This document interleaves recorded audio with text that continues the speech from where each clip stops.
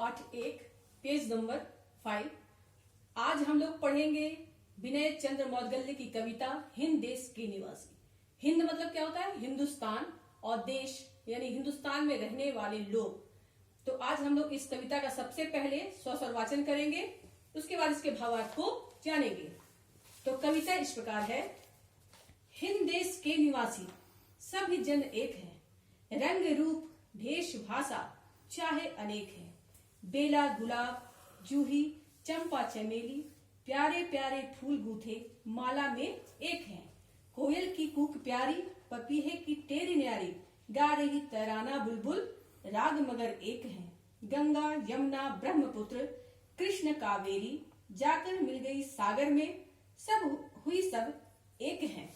तो इस कविता में भारत देश जो अनेकता में एकता का मिसाल है, यहाँ के लोग ही नहीं, यहाँ की नदियां, यहाँ तक कि यहाँ की पशु पक्षियां भी हमें यह संदेश देती है। हिंद देश में रहने वाले लोग जो होते हैं, चाहे वो किसी भी रंग रूप के हो या किसी भी भेष के हो या किसी भी भाषा के, वे हमें अलग हो पर सभी लोग क्या है? एक है। बेला गुलाब जूही चंपा चमेली इतने सारे फूल अलग अलग हो पर माला गूंथे जाए तो सब एक है। कोयल की कूक इतनी प्यारी है, पपीहे की आवाज इतनी ऊंची है, बुलबुल भी गाना गा रही है। सारे पक्षी अपने अपने आवाज में गा रहे हैं, लेकिन उनका राग जो है क्या है? वो एक है।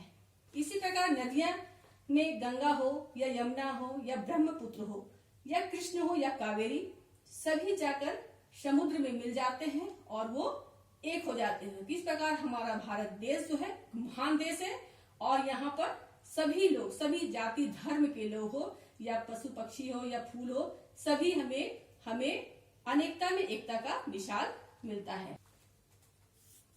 बच्चे, तुम लोगों को अपने अपने कॉपी में ये होमवर्क कंप्लीट कर लेना। सबसे पहले शब्दार्थ लिखना है, उसके बाद कविता और मौखिक प्रश्न जिसका उत्तर मैंने यहाँ पे लिख दिया है। मौखिक प्रश्न में सबसे पहला प्रश्न ये है कि हम किस देश के निवासी हैं? तो हम भारत देश के निवासी हैं। दूसरा प्रश्न है फूलों से क्या गूंथी गई? तो फूलों से माला गूंथी गई। तीसरा प्रश्न है बुलबुल क्या गा रही है? तो बुलबुल तराना गा रही है।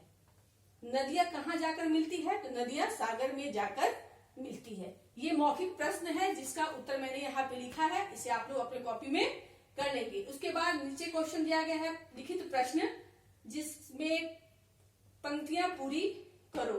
पंक्तियां पूरी करो में यहाँ पे पंक्तियां दिया गया है, उसे आप लोग कविता से देखकर ये आप लोग बुक में और कॉपी में कंप्लीट कर लेंगे।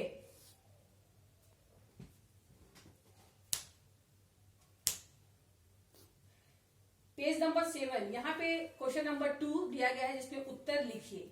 प्रश्न है माला में कौन कौन से फूल गूंथे गए? तो माला में बेला गुलाब जूही चंपा चमेली फूलों से गूंथे गए। दूसरा क्वेश्चन है कि कोयल की बोली को क्या कहते हैं? तो कोयल की बोली को कूक कहते हैं। तीसरा प्रश्न है कौन कौन सी नदियां सागर में मिलकर एक हो गई है? तो गंगा यमुना ब्रह्मपुत्र कृष्ण कावेरी नदियां जाकर सागर से मिलकर एक हो गई है।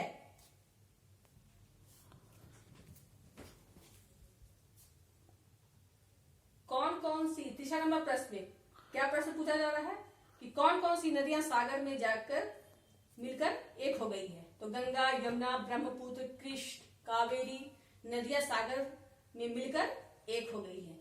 ये सारे प्रश्न जो दिए गए हैं जिसका आंसर मैंने यहाँ पे लिख दिया है उत्तर, आप लोग इसे अपने कॉपी में कंप्लीट कर लेंगे। और इसके बाद एक बार फिर से मैं आपको बता दूं कि आप लोगों को क्या क्या करना है कॉपी में। सबसे पहले शब्दार्थ लिखना है, उसके बाद कविता, पूरी कविता लिखनी है, मौखिक प्रश्न दिया हुआ है, पंक्तियां पूरी करे ये दिया हुआ है, इसे कंप्लीट कर लेना है। और ये उत्तर प्रश्न दिया हुआ है, उसका उत्तर मैंने लिख दिया है, इसे आप लोग बुक में और कॉपी में लिख लेंगे। ठीक है, इसके बाद मैं यहीं पे समाप्त करती हूँ। धन्यवाद।